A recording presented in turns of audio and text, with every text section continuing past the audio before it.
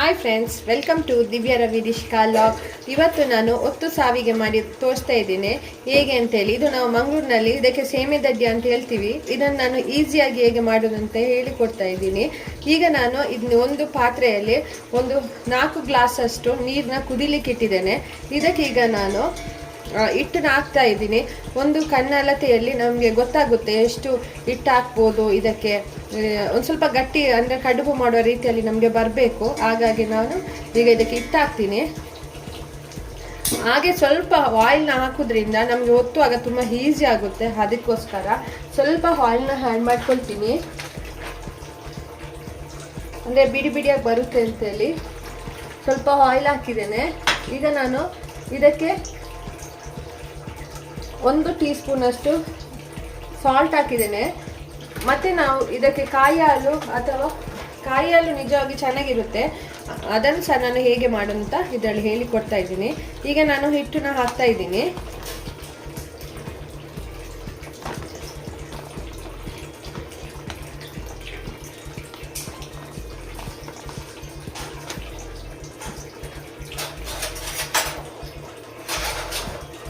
ಹಿಟ್ಟು ಹಾಕಿದ್ಮೇಲೆ ನಾವು ಹಿಂಗೆ ತಿರುಗಿಸ್ಬೇಕು. ತಿರುಗಿಸಿ ನಮಗೆ ಹಿಟ್ಟು ರೀತಿಯಲ್ಲಿ ಇದು ಬರಬೇಕು.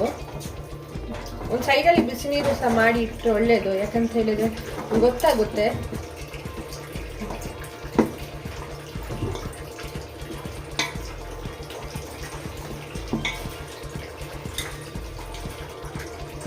ಇವಾಗ ಇದು ನೋಡಿ ಹಿಟ್ಟು ಚೆನ್ನಾಗಿ ಆಗಿದೆ. ಇದನ್ನು ಸರಿಯಾಗಿ ನಾವು ನಾದಬೇಕು ಕೈಯಲ್ಲಿ, ಹಿಂಗೆ ಉಂಡೆ ಕಟ್ಟಬೇಕು. ಕಡುಬು ಥರ ಚೆನ್ನಾಗಿ ಈ ಥರ ಮಾಡ್ತಾ ಇರಬೇಕು. ಆವಾಗ ನಮಗೆ ಹಿಟ್ಟು ಚೆನ್ನಾಗಿ ಬರುತ್ತೆ.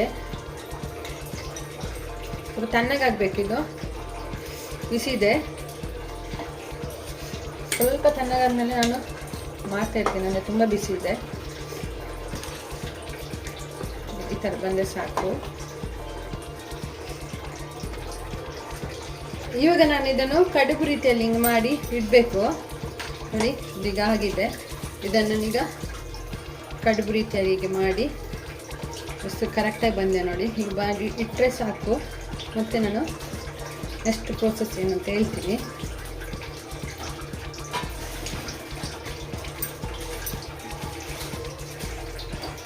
ಈಗೆಲ್ಲ ಹಾಗೇನೆ ಮಾಡಿ ಇಡ್ತೀನಿ.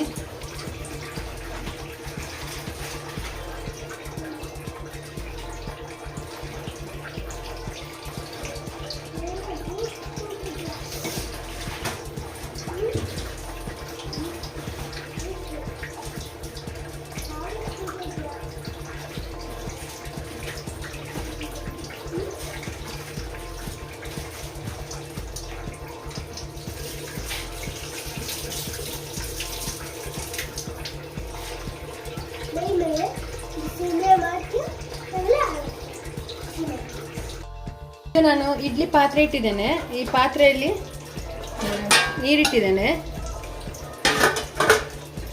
ಈಗ ನಾನು ಇದರಲ್ಲಿ ಒಂದಕ್ಕೊಂದು ಹಾಕುವುದಿಲ್ಲ, ನಾನು ಎರಡೆರಡು ಹಾಕ್ತೀನಿ. ಯಾಕಂದರೆ ಇದು ಸ್ವಲ್ಪ ಚಿಕ್ಕದಿದೆ ಅಲ್ವಾ, ಅದಕ್ಕೋಸ್ಕರ.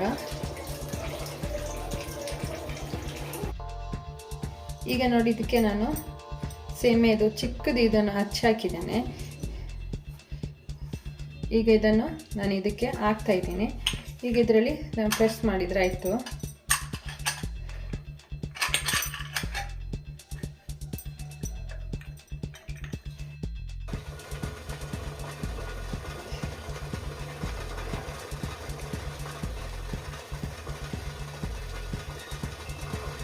ಈಗ ನಾನು ಇದರಲ್ಲಿ ಈಗ ಪ್ರೆಸ್ ಮಾಡ್ತಾ ಇದ್ದೀನಿ. ನೋಡಿ ಎಷ್ಟು ಚೆನ್ನಾಗಿ ಬರ್ತಾ ಇದೆ.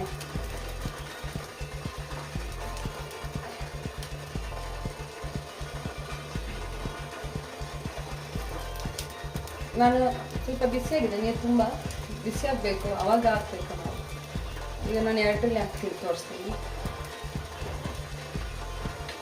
ಕಟ್ ಮಾಡಿದರೆ ಇದು ಕೈ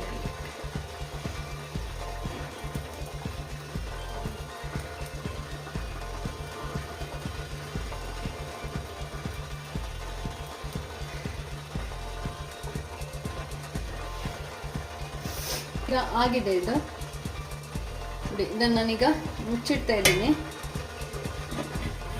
ಸ್ವಲ್ಪ ಬೇಯಲಿ. ಈಗ ನಾನು ಇದಕ್ಕೆ ಕಾಯಿ ರೆಡಿ ಮಾಡಿದ್ದೇನೆ ನೋಡಿ.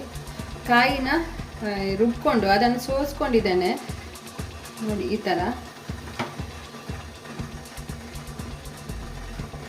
ಇದನ್ನು ನಾನು ಸೋಸ್ಕೊಂಡು ಇಟ್ಕೊಂಡಿದ್ದೇನೆ ಅಂದರೆ ಈಸಿ ಆಗಲಿ ಅಂತ. ಈಗ ನಾನು ಇದಕ್ಕೆ ಬೆಲ್ಲ ಮತ್ತು ಏಲಕ್ಕಿನ ಹಾಕಬೇಕು. ಈಗ ನಾನು ಇದಕ್ಕೆ ಬೆಲ್ಲನ ಹಾಕ್ತೀನಿ. ಬೆಲ್ಲ ಹಾಕಿದ ಮೇಲೆ ಇದನ್ನು ಸ್ವಲ್ಪ ಕುದಿಸಬೇಕು. ಅಂದರೆ ಸ್ವಲ್ಪ ಸ್ವೀಟ್ ಜಾಸ್ತಿ ಇದೆ ಅಂತ ಸ್ವಲ್ಪ ಬೆಲ್ಲ ಜಾಸ್ತಿ ಹಾಕ್ತಾ ಇದ್ದೀನಿ.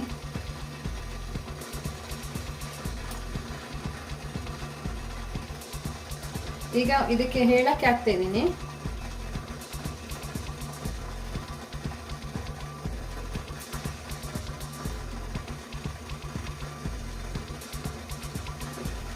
ಏಲಕ್ಕಿನ ಹಾಕಿದ್ದೇನೆ.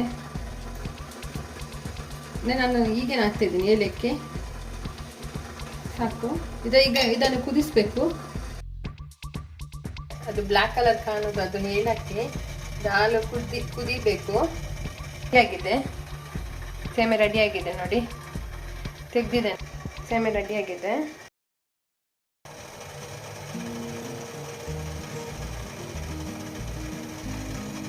ತೆಂಗಿನ ಹಾಲು, ಇದಕ್ಕೆ ಬೆಲ್ಲ ಹಾಕಿದ್ದೇನೆ, ಅದು ಕಲರ್ ಬಂದಿದೆ, ಆ ಥರ ಕುದೀತಾ ಇದೆ.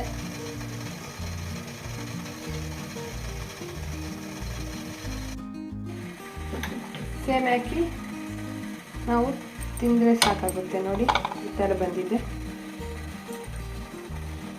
ಇದಕ್ಕೆ ನಾನೀಗ ಹಾಲು ಹಾಕ್ತೀನಿ. ಇದು ಚಿಕನ್ ಸಾರಿಗೆಲ್ಲ ಚೆನ್ನಾಗಿರುತ್ತೆ.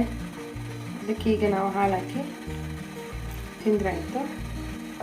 ನಮ್ಮದು ಯೂಟ್ಯೂಬ್ ಚಾನಲ್ ಇಷ್ಟ ಆಗಿದರೆ ಲೈಕ್ ಕೊಡಿ ಮತ್ತು ಸಬ್ಸ್ಕ್ರೈಬ್ ಮಾಡಿ, ನಮ್ಮ ಚಾನಲ್ಗೆ ಸಪೋರ್ಟ್ ಮಾಡಿ. ಬಾಯ್ ಬಾಯ್.